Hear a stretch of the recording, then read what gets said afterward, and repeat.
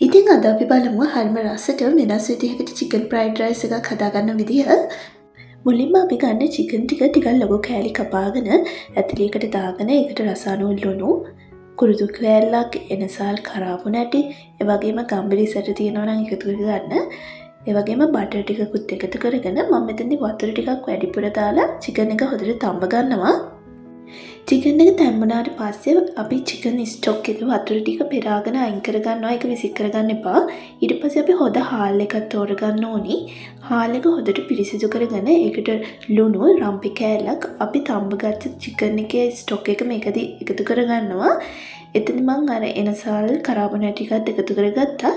ඊට පස්සේ අපි තඹගත්ත චිකන් කෑලි මේ විදිහට තීරු කඩා ගන්නවා. තාච්චියකට තෙල් ටිකක් දාලා තෙල් ටික රත් වීගෙන ඉතින් අපි අර චිකන් ටික දාලා රන්වන් පාට වෙනතුරු බැද ගන්නවා.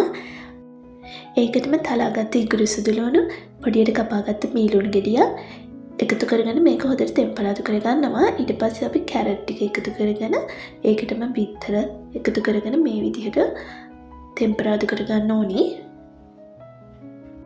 ඊට පස්සේ අපි මේකට රසායන ලුණු, ගම්බිරිස්, චිලි පේස්ට්, තක්කාලි සෝස්, සොයා සෝස් ටිකක්, සීනි ටිකක් එකතු කරගෙන මේක හොඳට මිශ්‍ර කරගන්නවා.